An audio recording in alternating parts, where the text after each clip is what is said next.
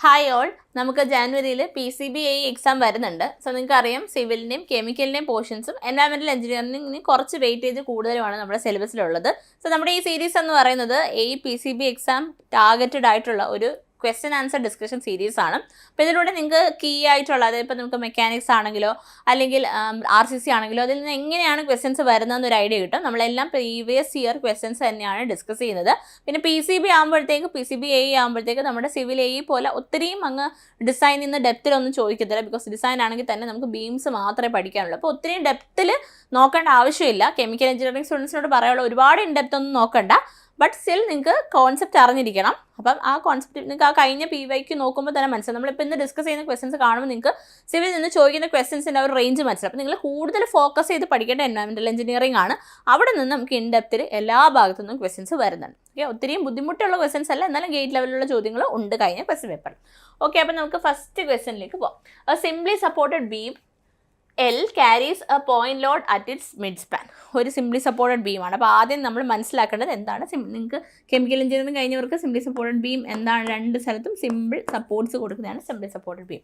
ഇതിൻ്റെ നടുക്ക് എന്താണെന്നാണ് പറഞ്ഞിരിക്കുന്ന ഒരു concentrated load W at the centre. Okay, another identical beam 2, simply supported beam 1 ആയിരുന്നു ആദ്യം പറഞ്ഞത്. Beam 2 carries the same load but uniformly distributed over the entire span. രണ്ടാമത് എന്താ പറഞ്ഞിരിക്കുന്നത്, രണ്ടാമത് നമുക്കൊരു സിംപ്ലി സപ്പോർട്ട് ബീം തന്നെയാണ്.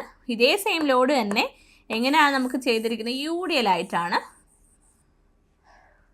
ഡിസ്ട്രിബ്യൂട്ട് ചെയ്ത് പോയിരിക്കുന്നത്.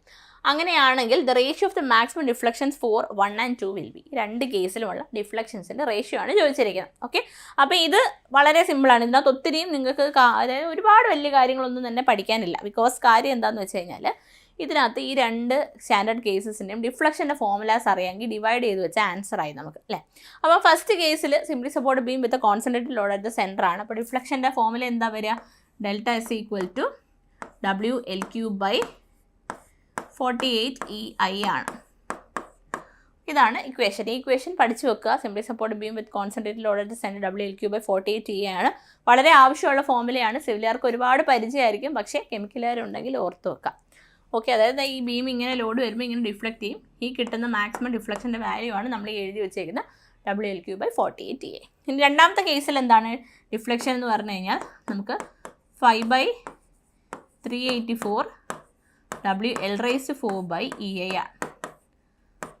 EI ഇതാണ് നമ്മുടെ സെക്കൻഡ് കേസിലുള്ള ഡിഫ്ലക്ഷൻ്റെ ഇക്വേഷൻ. രണ്ടിൻ്റെയും റേഷ്യോ ആണ് ചോദിച്ചിരിക്കുന്നത്. 1 and 2 റേഷ്യോ ആണ് ചോദിച്ചിരിക്കുന്നത്. ഫസ്റ്റ് കേസിൽ WL3, സെക്കൻഡ് കേസിൽ L4 ആണ്. അത് നമുക്ക് മാറ്റാൻ പറ്റും. കാര്യം നിങ്ങൾക്കറിയാം, ടോട്ടൽ ലോഡ് എന്ന് പറഞ്ഞാൽ W × L ആണ്, ക്യാപിറ്റൽ W. അപ്പോൾ നമുക്കിവിടെ കണ്ടുപിടിക്കേണ്ടത് എന്താണ്, നമുക്കിവിടെ ശരിക്കും പറഞ്ഞാൽ ഈ ലോഡിനെ UDL ആയിട്ട് ഡിസ്ട്രിബ്യൂട്ട് ചെയ്ത് കൊടുത്തിരിക്കുന്നതാണ് ക്വസ്റ്റിനിൽ പറഞ്ഞിരിക്കുന്നത്. സോ നമുക്ക് small w is equal to capital W/L എന്ന് എഴുതാം. സെക്കൻഡ് കേസിൽ സ്മോൾ W ആണ് നമ്മുടെ ഇക്വേഷനിൽ വരുന്ന ആൾ. എപ്പോഴും ഓർത്ത് വെക്കുക, ഇക്വേഷനിൽ വരുന്ന സ്മോൾ W ആണ്, അല്ലാതെ ക്യാപിറ്റൽ W അല്ല, ടോട്ടൽ ലോഡ് അല്ല വരുന്നത്. ഓക്കെ, അപ്പോൾ നമുക്ക് അതിവിടെ സബ്സ്റ്റിറ്റ്യൂട്ട് ചെയ്ത് കൊടുക്കാം. 5/384 ഇൻറ്റു W പകരം എന്ത്, സ്മോൾ W പകരം capital W/L into L4/EI.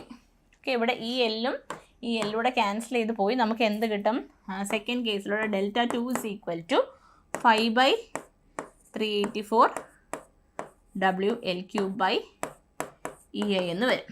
Okay, അപ്പം ഇങ്ങനെ കൺവേർട്ട് ചെയ്ത് മാറ്റി കഴിഞ്ഞാൽ രണ്ടും L³ ആണ്. സോ നമുക്ക് റേഷ്യോ എടുക്കാനായിട്ട് സാധിക്കും. സോ WL3/48EI ഇൻറ്റു 384EI/5WL³ അല്ലേ, 5WL³. ഇത് ക്യാൻസൽ ചെയ്ത് നിങ്ങൾക്കൊരു റേഷ്യോ കിട്ടും. ഓപ്ഷൻസ് 2/3, 3/2, 8/5, 2/5. എത്രയാണ് ആൻസർ വരുന്നതെന്ന് കമൻറ്റ് ചെയ്യുക. ജസ്റ്റ് ക്യാൻസൽ ചെയ്ത് കോമൺ ടേംസ് എല്ലാം വെട്ടിപ്പോകും. ആകെ 384/48 × 5 എന്ന് മാത്രമേ വരത്തുള്ളൂ. അപ്പം എന്താണ് നിങ്ങളുടെ ആൻസർ എന്നുള്ളത് കമൻറ്റ് ചെയ്യാം. ഓക്കെ, സോ രണ്ട് സ്റ്റാൻഡേർഡ് ഫോർമുലാസും കൂടി ഈ ഒരു ക്വസ്റ്റ്യൻ വഴി പഠിച്ചു വെക്കാം. സെക്കൻഡ് ക്വസ്റ്റ്യനിലേക്ക് പോകാം. Body is said to be in equilibrium if. ഒരു ബോഡി ഇക്വിലിബ്രിയത്തിലിരിക്കുന്ന എപ്പോഴാണ് എന്നുള്ളതാണ് എഞ്ചിനീയറിംഗ് മെക്കാനിക്സിൽ നിന്നുള്ള ചോദ്യമാണ്. No force acts on it. ഒരു ബോഡി ചുമ്മാ ഇരിക്കും, അതിൻ്റെ പുറത്ത് ഫോഴ്സ് ഒന്നും വന്നില്ലെങ്കിൽ അത് ഇക്വിലിബ്രിയത്തിൽ തന്നെ ആയിരിക്കും. അപ്പോൾ ആദ്യത്തെ സ്റ്റേറ്റ്മെൻറ്റ് കറക്റ്റാണ്. Then resultant of all the forces acting on it 0. അതായത് ഒരു ബോഡിയുടെ പുറത്ത്, ഒരു ബോഡിയാണെന്ന് വെച്ചോ, ബോർഡ് പുറത്ത് ഒരുപാട് ഫോഴ്സസ് ഇങ്ങനെ ആക്ട് ചെയ്യുന്നത് F1 F2 F3 F4 അതിനെ ഡിസ്റ്റർബ് ചെയ്യാൻ നോക്കുക. പക്ഷേ റിസൾട്ടൻ്റ് എന്ന് പറഞ്ഞാൽ എന്താ, ഈ F1 F2 F3 എന്ന് പറയുന്ന നമ്പർ ഓഫ് ഫോഴ്സസിനെ ഒരൊറ്റ ഫോഴ്സ് വെച്ച് റീപ്ലേസ് ചെയ്യാൻ പറ്റിക്കഴിഞ്ഞാൽ ആ ഒറ്റ ഫോഴ്സിനെ വിളിക്കുന്ന പേരാണ് റിസൾട്ടൻ്റ്. അപ്പോൾ റിസൾട്ടൻ്റ് 0 ആണെന്ന് വെച്ച് കഴിഞ്ഞാൽ എന്താണ്, ഈ ബോഡി ഇരിക്കുന്ന അവസ്ഥ തന്നെ ഇരിക്കും, അത് ഇക്വിലിബ്രിയത്തിൽ തന്നെയാണ്. സോ ഓപ്ഷൻ ബിയും നമുക്ക് കറക്റ്റാണ്. അടുത്ത് എന്താ പറഞ്ഞിരിക്കുന്നത്, algebraic sum of all the ഫോഴ്സിൻ്റെ എക്സ് ഡയറക്ഷനിലുള്ള ഫോഴ്സിൻ്റെ ഓൾജിബ്രിക് സം ആൻഡ് വൈ ഡയറക്ഷനിലുള്ള ഫോഴ്സിൻ്റെ sum and the moment of all the forces about any point sigma M മൂന്നിൻ്റെയും വാല്യൂ ഈക്വൽ ടു 0 ആണെന്നുള്ളതാണ് മൂന്നാമത്തെ കണ്ടീഷൻ പറഞ്ഞിരിക്കുന്നത്. അതായത് horizontal force, vertical force, moment about any point 0 ആണ്. അതാണ് മൂന്നാമത്തെ കണ്ടീഷൻ പറഞ്ഞിരിക്കുന്നത്. ഓളോ അതും കറക്റ്റാണ്. ഇക്വിലിബ്രിയം ഇക്വേഷൻസ് ആണ് ഇത് മൂന്നും. നമുക്ക് രണ്ടാമത്തെ സ്റ്റേറ്റ്മെൻറ്റ് പറഞ്ഞിരിക്കുന്നത് എന്താണ്, റിസൾട്ടൻ്റ് ഇസ് ഈക്വൽ ടു 0 എന്നാണ്. അതിൽ നിന്ന് കിട്ടുന്നതാണ് മൂന്നാമത്തെ കണ്ടീഷൻ. കാര്യം എന്താണ്, റിസൾട്ടൻ്റ് എന്ന് പറഞ്ഞു കഴിഞ്ഞാൽ is equal to root of sigma Fx² plus sigma Fy² ആണ്. ഇവിടെ നമുക്ക് റിസൾട്ടൻ്റെ വാല്യൂ എന്താണ്, 0 ആണ്. Which means you will get sigma Fx is equal to 0, sigma Fy is equal to 0. അതാണ് മൂന്നാമത്തെ കണ്ടീഷൻ. സോ ഈ പറഞ്ഞ 4 സ്റ്റേറ്റ്മെൻറ്റ് ഒരു ബോഡി ഇക്വിലിബ്രിയത്തിലാണെങ്കിൽ സാറ്റിസ്ഫൈ ചെയ്യുന്ന ഇക്വേഷനാണ്. സോ കണ്ടീഷൻസ് ആണ്. So answer is option D, all of the above. അടുത്ത ചോദ്യം, for the principal axis of a section, sum of moment of inertia is 0, difference of moment of inertia is 0, product of inertia is 0, none of these. അതായത് ഇത് നമ്മുടെ moment of ഇനേഷ്യയിൽ നിന്ന് കുറച്ചൊരു advance ലെവലിലുള്ള ചോദ്യമാണ്. But ഇതിനകത്ത് ഒന്നും കോൺസെപ്റ്റ് വൈസ് നിങ്ങൾക്ക് മനസ്സിലാക്കാനില്ല. നമ്മൾ സാധാരണ മൊമെൻ്റ് ഓഫ് ഇനേഷ്യ അബൌട്ട് എനി ആക്സിസ്, ഇപ്പോൾ ഒരു XX ആക്സിസ് എടുത്തു കഴിഞ്ഞാൽ മൊമെൻ്റ് ഓഫ് ഇനേഷ്യ എങ്ങനെയാണ് റെപ്രസെൻറ്റ് ചെയ്യുന്നത്, IXX അല്ലേ. ഇനി നിങ്ങൾ പ്രോഡക്റ്റ് ഓഫ് ഇനേഷ്യ വരുമ്പോഴത്തേക്ക് IXY, അതായത് രണ്ട് ആക്സിസുകളുടെ പ്രോഡക്റ്റ് ആണ്, അതാണ് പ്രോഡക്റ്റ് ഓഫ് ഇനേഷ്യ. ഈ പ്രോഡക്റ്റ് ഓഫ് ഇനേഷ്യയുടെ വാല്യൂ അബൌട്ട് പ്രിൻസിപ്പൽ ആക്സിസ് 0 ആയിരിക്കും എപ്പോഴും, ഓർത്ത് വെക്കുക. അതുപോലെ തന്നെ സിമെട്രിക്കൽ സെക്ഷൻസ് ലൈക്ക് റെക്റ്റാങ്കിൾ എടുത്താലോ സർക്കിൾ എടുത്താലോ നമുക്ക് ഏതെങ്കിലും ഒരു ആക്സിസിന് സിമെട്രി വരുന്ന സെക്ഷൻസിനെല്ലാം എന്താണ് പ്രോഡക്റ്റ് ഓഫ് ഇനേഷ്യ 0 ആയിരിക്കും. So answer is product of ഇനേഷ്യ ഇസ് 0. അടുത്ത ചോദ്യം, maximum compressive strain in concrete at the outermost compression fibre in bending is. RCCയിലെ ചോദ്യമാണ്. ലിമിറ്റ് സ്റ്റേറ്റ് മെത്തേഡ് ഓഫ് ഡിസൈനിലെ ഒരു അസംഷനാണ്. എന്താ പറഞ്ഞിരിക്കുന്നത്, നമുക്കൊരു ബീം ഉണ്ടെന്ന് വിചാരിക്കുക. ഇതാണ് ഒരു റെക്റ്റാങ്കുലർ ബീം.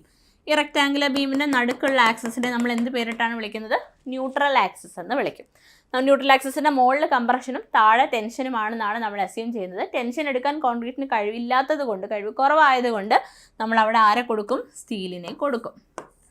ഓക്കെ, ഇനി നമ്മളിതിൻ്റെ സ്ട്രെയിൻ ഡയഗ്രാം വരയ്ക്കുകയാണെങ്കിൽ നമുക്ക് സ്ട്രെയിൻ ഡയഗ്രാം ലീനിയർ ആണ് എന്നുള്ളതാണ് നമ്മുടെ ആദ്യത്തെ അസംപ്ഷൻ. അതായത് നമ്മുടെ materials before bending remains plane, section before bending remains plane after bending അല്ലേ. അപ്പോൾ ഇതാണ് നമ്മുടെ സ്ട്രെയിൻ ഡയഗ്രാം വരുന്നത്. അപ്പോൾ സ്ട്രെയിൻ ഡയഗ്രാം വരുമ്പോഴത്തേക്ക് ഇവിടെ ചോദിച്ചിരിക്കുന്നത് maximum compressive strain in concrete. Compression എന്ന് പറഞ്ഞാൽ നമ്മുടെ ന്യൂട്രൽ ആക്സിസിൻ്റെ മുകളിലും ടെൻഷൻ എന്ന് പറഞ്ഞാൽ ന്യൂട്രൽ ആക്സിസിൻ്റെ താഴെയുമാണ്. ഓക്കെ, അപ്പോൾ നമുക്ക് maximum compressive strain in concrete in the outermost compression fibre. Compression മുകളിലോട്ടേ ഉള്ളൂ. ഔട്ടർമോസ്റ്റ് കംപ്രഷൻ ഫൈബർ എന്ന് പറഞ്ഞാൽ ഈ ലെവലിലുള്ള സ്ട്രെയിനിൻ്റെ വാല്യൂ ആണ് ചോദിച്ചിരിക്കുന്നത്. ബെൻഡിങ്ങിലാണ് ചോദിച്ചിരിക്കുന്നത്. വാല്യൂ നമ്മൾ പഠിച്ചു വെക്കേണ്ടതാണ്. 0.0035 ആണ്. ആൻസർ ഓപ്ഷൻ ബി ആണ്. Okay, 0.0035 option B. അടുത്ത ചോദ്യം, according to IS 456/2000 the modulus of elasticity of concrete is taken as. വളരെ ബേസിക് ആയിട്ടുള്ള ചോദ്യമാണ്. Modulus of elasticity of concrete IS 456/2000 പ്രകാരം directly proportional to compressive strength. Compressive strength എന്ന് പറഞ്ഞാൽ exactly compressive strength നല്ല option വരേണ്ടത്. ക്യാരക്ടറിസ്റ്റിക് കംപ്രസീവ് സ്ട്രെങ്ത് എന്നാണ് വേണ്ടത്. ക്യാരക്ടറിസ്റ്റിക് കംപ്രസീവ് സ്ട്രെങ്ത്തും തമ്മിലുള്ള ഡിഫറൻസ് അറിയാമെന്ന് വിചാരിക്കുന്നു. അറിയത്തില്ലെങ്കിൽ പറയാം. നമ്മൾ ക്യാരക്ടറിസ്റ്റിക് കംപ്രസീവ് സ്ട്രെങ്ത് എന്ന് പറഞ്ഞാൽ നമ്മളൊരു 100 സാമ്പിൾ ടെസ്റ്റ് ചെയ്ത് കഴിഞ്ഞാൽ അതിൽ 95, ഇപ്പോൾ എക്സാമ്പിൾ ഞാൻ 100 സാമ്പിൾ ടെസ്റ്റ് ചെയ്തതിൽ എനിക്കൊരു 95 എണ്ണത്തിനും കിട്ടിയ വാല്യൂ എന്ന് പറഞ്ഞു കഴിഞ്ഞാൽ 20നേക്കാളും കൂടിയൊരു നമ്പർ, അതായത് 20, 21, 22 അങ്ങനെയാണ് കിട്ടിയിരിക്കുന്നതെങ്കിൽ ഈ 20 എന്ന് പറയുന്നതാണ് അതിൻ്റെ ക്യാരക്ടറിസ്റ്റിക് കംപ്രസീവ് സ്ട്രെങ്ത്. അതായത് 95% സാമ്പിൾസും ആ ഒരു പർട്ടിക്കുലർ വാല്യൂവിനേക്കാളും കൂടുതൽ റിസൾട്ട്സ് തരുന്നുണ്ടെങ്കിൽ നമ്മളതിനെ ക്യാരക്ടറിസ്റ്റിക് കംപ്രസീവ് സ്ട്രെങ്ത് എന്ന് പറയും. അപ്പം ശരിക്കും ഓപ്ഷൻ്റെ ഒരു മിസ്റ്റേക്കാണ്. ക്യാരക്ടറിസ്റ്റിക് കംപ്രസീവ് സ്ട്രെങ്ത് എന്നാണ് തരേണ്ടത്. ബട്ട് ഇൻ ജനറൽ ഇങ്ങനെ ക്വസ്റ്റൻസ് കണ്ടിട്ടുമുണ്ട്. Okay, inversely proportional to compressive strength, directly proportional to square root of compressive strength, inversely proportional to square root of compressive strength. അപ്പം നമുക്ക് മോഡുലസ് ഓഫ് ഇലാസ്റ്റിസിറ്റി EC എന്നാണ് നമ്മൾ പറയുന്നത്. അത് കണ്ടുപിടിക്കാനുള്ള ഫോമുല IS 456 ക്ലോസിൻ്റെ അകത്ത് പറഞ്ഞിട്ടുണ്ട്. 5000√FCK എന്നുള്ളതാണ് ഫോമുല. അതായത് നമ്മുടെ modulus of elasticity is directly proportional to what, square root of compressive strength. Option C ആണ് കറക്റ്റ് ആൻസർ. അടുത്ത ചോദ്യം, for a simply supported beam of span 8 metre. Simply supported ബീമാണ്, span 8 metre ആണ്. The minimum effective depth to satisfy the vertical deflection limits should be. Effective depth എത്ര വേണം to satisfy the vertical deflection limit?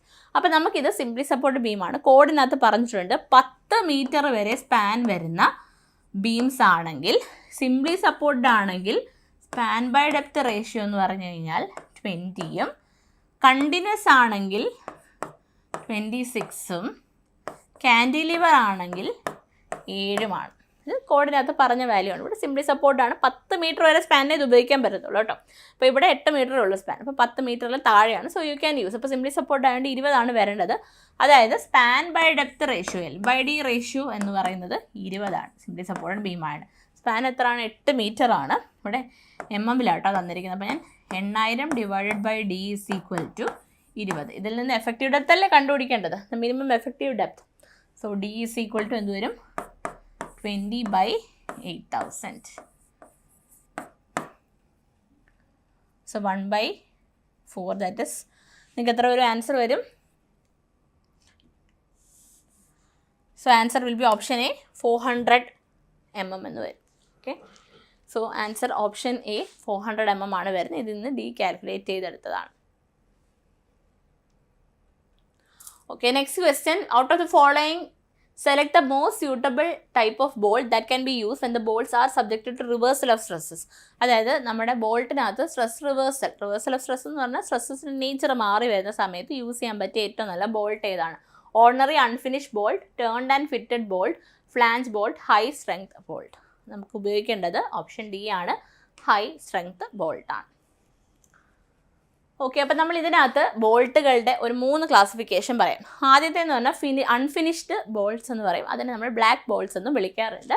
അതെന്തിനാണെന്ന് വെച്ച് കഴിഞ്ഞാൽ നമുക്ക് വളരെ light ആയിട്ടുള്ള structures, static ആയിട്ട് വരുന്ന ലോഡുകളുള്ള ലൈറ്റ് സ്ട്രക്ചേഴ്സിലാണ് യൂസ് ചെയ്യുന്നത്. എക്സാമ്പിൾ പറയുകയാണെങ്കിൽ ട്രസ്സസ്, ബ്രേസിങ്സ്, അതുപോലെ തന്നെ ടെമ്പററി കണക്ഷൻസിനൊക്കെ നമ്മൾ കൊടുക്കുന്നത്. അതായത് നമുക്ക് അത്ര വെയിറ്റ് ലോഡൊന്നും വരാത്ത സ്ഥലത്ത് ഉപയോഗിക്കുന്നതാണ് അൺഫിനിഷ്ഡ് ബോൾട്ട് അല്ലെങ്കിൽ ബ്ലാക്ക് ബോൾട്ട്സ് എന്ന് പറയും. ഇനി രണ്ടാമത്തെയാണ് ഫിനിഷ്ഡ് ബോൾട്ട്, അല്ലെങ്കിൽ അതിന് വിളിക്കുന്ന പേരാണ് ടേൺഡ് ബോൾട്ട് എന്ന് പറയും. കുറച്ചും കൂടി ലോഡ് എടുക്കാൻ പറ്റും. അതായത് സ്പെഷ്യൽ ജോബ്സ് ലൈക്ക് മെഷീൻ പാർട്സിനെ കണക്ട് ചെയ്യുക, ഡൈനാമിക് ലോഡിങ് വരുന്ന സ്ഥലത്തൊക്കെ നമുക്ക് ഇത് യൂസ് ചെയ്യാനായിട്ട് സാധിക്കും. ആൻഡ് ലാസ്റ്റ് വണ്ണാണ് high strength friction grip bolt, HSFG bolt എന്ന് നമ്മൾ വിളിക്കും. ഓക്കെ, അത് നമ്മൾ എന്തിനാന്ന് വെച്ച് കഴിഞ്ഞാൽ നമ്മൾ dynamic load, reversal of stresses ഒക്കെ വരുന്ന സ്ഥലത്ത് യൂസ് ചെയ്യുന്നതാണ് high strength friction grip bolt. നമ്മുടെ ഓപ്ഷൻ നോക്കി ഹൈ സ്ട്രെങ്ത് ബോൾട്ട് എന്ന് മാത്രമേ പറഞ്ഞിട്ടുള്ളൂ. ശരിക്കും എൻ്റെ പേര് high strength friction grip bolt എന്നാണ്. അപ്പോൾ അതാണ് നമ്മൾ റിവേഴ്സൽ ഓഫ് സ്ട്രെസ്സസ് വരുമ്പോൾ യൂസ് ചെയ്യുന്നത്. Okay, the next question, main function of alumina in brick earth is. നമ്മുടെ ബിൽഡിംഗ് മെറ്റീരിയൽസ് നിന്ന് ബ്രിക്ക് എന്നുള്ള ചോദ്യമാണ്. ബ്രിക്ക് എർത്തിലെ അലൂമിന തരുന്ന എന്താണ്? ടു ഇമ്പാർട്ട് പ്ലാസ്റ്റിസിറ്റി ഇമ്പാർട്ട് ചെയ്യുക എന്നുള്ളതാണ് അതിൻ്റെ ഫംഗ്ഷൻ. ഒരുപാട് പരീക്ഷയ്ക്ക് റിപ്പീറ്റ് ചെയ്ത് വന്നിട്ടുള്ള ചോദ്യമാണ്. Crack is formed in an RCC beam when the material exceeds. അതായത് ഫസ്റ്റ് ക്രാക്ക് ഉണ്ടാകുന്നത് മെറ്റീരിയലിൻ്റെ എന്ത് സ്ട്രെങ്ത്തിനെ എക്സീഡ് ചെയ്യുമ്പോഴാണെന്നുള്ളത്. നമുക്ക് ആൻസർ മോഡുലസ് ഓഫ് റപ്ചർ ആണ്. നിങ്ങൾ ബെൻഡിങ്ങിൻ്റെ ചാപ്റ്റർ മോസ്റ്റ്ലി പഠിച്ചിട്ടുണ്ടായിരിക്കും. അപ്പോൾ അതിനകത്ത് നമുക്ക് ബെൻഡിങ് സ്ട്രെസ് കിട്ടത്തില്ല, മാക്സിമം ബെൻഡിങ് സ്ട്രെസ്. ആ ബെൻഡിങ് സ്ട്രെസ് നമ്മൾ കാൽക്കുലേറ്റ് ചെയ്യുന്നത് കോൺക്രീറ്റിൽ മോഡുലസ് ഓഫ് റപ്ചർ വെച്ചിട്ടാണ്. അപ്പോൾ ഈ മോഡുലസ് ഓഫ് റപ്ചർ വരുമ്പോഴാണ് ഇത് ബെൻഡ് ചെയ്ത് ആദ്യത്തെ ക്രാക്ക് ശരിക്കും പറഞ്ഞാൽ ഫോം ചെയ്യുന്നത്. So it is option C, modulus of rupture. Next ചോദ്യം, time by which a particular activity can be delayed without affecting the preceding and succeeding activities is called as. അതായത് നമുക്കിപ്പോൾ ഒരു activity ഉണ്ട്, ആ ആക്ടിവിറ്റിയുടെ starting നമുക്ക് കുറച്ച് delay ചെയ്യാം. പക്ഷേ നമ്മൾ എത്ര ഡിലേ ചെയ്താലും അതിന് മുന്നേ ഉള്ള ആക്ടിവിറ്റിയോ അല്ലെങ്കിൽ അത് കഴിഞ്ഞുള്ള ആക്ടിവിറ്റിയോ നമുക്ക് അഫക്റ്റ് ചെയ്യത്തില്ല. അതിനെ വിളിക്കുന്ന പേര് എന്താണെന്ന് ചോദിച്ചു കഴിഞ്ഞാൽ total float, interfloating float, interfering ആട്ടോ, then free float, independent float. അപ്പോൾ നമുക്കറിയാം ആരെയും ഡിപ്പെൻഡ് ചെയ്യുന്നില്ല. So it is independent float. അപ്പോൾ ഫ്ലോട്ടുകൾ ഡെഫിനേഷൻ ചോദിക്കാറുണ്ട്. അപ്പോൾ അതിനകത്ത് ഫസ്റ്റ് വൺ ടോട്ടൽ ഫ്ലോട്ടാണ്. ടോട്ടൽ ഫ്ലോട്ട് എന്ന് പറഞ്ഞു കഴിഞ്ഞാൽ it is a time span by which the starting or finishing of an activity can be delayed without delaying the completion of a project. അതായത് ടോട്ടൽ ഫ്ലോട്ട് എന്ന് പറഞ്ഞാൽ നമുക്ക് ഏതെങ്കിലും ഒരു ആക്ടിവിറ്റിയുടെ സ്റ്റാർട്ടിങ് അല്ലെങ്കിൽ ഫിനിഷിംഗ് കുറച്ച് ടൈം വെച്ച് ഡിലേ ചെയ്യാൻ പറ്റും. പക്ഷേ നമ്മൾ ഈ ആക്ടിവിറ്റി തുടങ്ങാൻ താമസിച്ചാലോ നിർത്താൻ താമസിച്ചാലോ അത് നമ്മുടെ പ്രൊജക്റ്റിൻ്റെ ടോട്ടൽ ഡ്യൂറേഷനെ ഡിപ്പെൻഡ് ചെയ്യത്തില്ല. അതിനെയാണ് നമ്മൾ ടോട്ടൽ ഫ്ലോട്ട് എന്ന് പറയും. ഓക്കെ, ഇനി ഇൻഡിപെൻഡൻറ്റ് ഫ്ലോട്ട് ഞാൻ നേരത്തെ പറഞ്ഞു, എക്സസ് വരുന്ന ടൈമാണ്. ഈ ടൈം നമ്മൾ ഒരു ആക്ടിവിറ്റി തുടങ്ങാൻ താമസിച്ചാലും നമുക്ക് മുന്നേ ഉള്ളതോ അത് കഴിഞ്ഞിട്ടുള്ള ആക്ടിവിറ്റീസിനെ അത് ഡിപ്പെൻഡ് ചെയ്യത്തില്ല. Then next ചോദ്യം, sheep foot rollers are best suitable for compacting which type of soil? Compaction എന്നുള്ളതാണ് GT എന്നുള്ള ചോദ്യമാണ്. ഷീപ്പ് ഫുഡ് റോളേഴ്സ് വെച്ചിട്ട് നമുക്ക് ഏത് ടൈപ്പ് ഓഫ് സോയിലിനെയാണ് കോമ്പാക്ട് ചെയ്യാൻ പറ്റുന്നത്. വളരെ കോമൺ ആയിട്ട് എക്സാമിന് ചോദിക്കുന്ന റിപ്പീറ്റഡ് ക്വസ്റ്റൻ ആണ്. പുതിയതായിട്ട് ഒരു ക്വസ്റ്റൻ തന്നെ PCBA കഴിഞ്ഞ തവണ സിവിലിൽ ചോദിച്ചിട്ടില്ല. Granular soil, cohesive soil, hard rock, any type of soil. Answer എന്താ വരിക? കൊഹസീവ് സോയിലാണ്. അപ്പോൾ നമുക്ക് ഓരോ ടൈപ്പ് ഓഫ് കോമ്പാക്ഷനും പഠിച്ചു വെക്കണം. അതിൽ ആദ്യത്തെ ടൈപ്പ് ഓഫ് കോമ്പാക്ഷനാണ് റാമേഴ്സ് അല്ലെങ്കിൽ ടാമ്പേഴ്സ് എന്ന് വിളിക്കും. അത് നമുക്ക് എല്ലാ ടൈപ്പ് ഓഫ് സോയിലിൻ്റെയും കോമ്പാക്ഷന് വേണ്ടിയിട്ട് ഉപയോഗിക്കാനായിട്ട് സാധിക്കും. നമ്മുടെ പ്രോജക്ട്സ് ഏതൊക്കെയാണെന്ന് വെച്ച് കഴിഞ്ഞാൽ നമുക്ക് കൺഫൈൻഡ് ആയിട്ട് കുറച്ച് സ്ഥലത്തിരിക്കുന്ന വർക്കുകൾ, ലൈക്ക് ഒരു റീറ്റെയിനിങ് വോളിൻ്റെ പിറകുവശം ആവാം, കൺഫൈൻഡ് ആയിട്ടുള്ള ഒരു ഏരിയ ആവാം, അതല്ലെങ്കിൽ ബേസ്മെൻറ്റ് ആവാം, ബേസ്മെൻറ്റ് വോൾസ്, ട്രെഞ്ച് ഫിൽസ് ഒക്കെ ആവാം. അതാണ് നമ്മുടെ റാമേഴ്സ് ഓർ ടാമ്പേഴ്സ് എന്ന് പറയുന്നത്. ദെൻ അടുത്തത് സ്മൂത്ത് വീൽഡ് ടയേഴ്സാണ്, റോളേഴ്സാണ്. സ്മൂത്ത് വീലായിട്ടുള്ള ടയറുള്ള റോളേഴ്സ്, അത് ക്രഷ്ഡ് റോക്ക്, ഗ്രേവിൽ, സാൻഡിൻ്റെ ഒക്കെ കോമ്പാക്ഷന് വേണ്ടിയിട്ടാണ് നമ്മൾ യൂസ് ചെയ്യുന്നത്. റോഡ് കൺസ്ട്രക്ഷനാണ് കൂടുതലായിട്ട് സ്മൂത്ത് വീൽഡ് റോളേഴ്സ് ഉപയോഗിക്കുന്നത്. ഓക്കെ, അടുത്തത് ന്യൂമാറ്റിക് ടയർഡ് റോളേഴ്സാണ്, പ്രഷർ വെച്ചിട്ട് ഫില്ല് ചെയ്ത ടയറിൻ്റെ റോളേഴ്സ്. നമ്മൾ sand, gravels, silt, clayey soils, but uniformly graded സോയിലിന് നമുക്കത് ഉപയോഗിക്കാനായിട്ട് സാധിക്കത്തില്ല. വർക്ക് എന്ന് പറയുന്നത് ബേസ്, സബ് ബേസ്, എംബാക്ക്മെൻറ്റ് ഒക്കെ ഹൈവേ കൺസ്ട്രക്ഷന് വേണ്ടിയിട്ട്, എയർഫീൽഡ്, എർത്ത് ഡാംസിൻ്റെ ഒക്കെ കൺസ്ട്രക്ഷന് വേണ്ടിയിട്ടാണ് ഉപയോഗിക്കുക. Okay, then fourth one sheep foot rollers ആണ്. ഇതായത് നമ്മുടെ ചോദ്യം ക്ലേയി സോയിലിന് വേണ്ടിയിട്ടാണ്.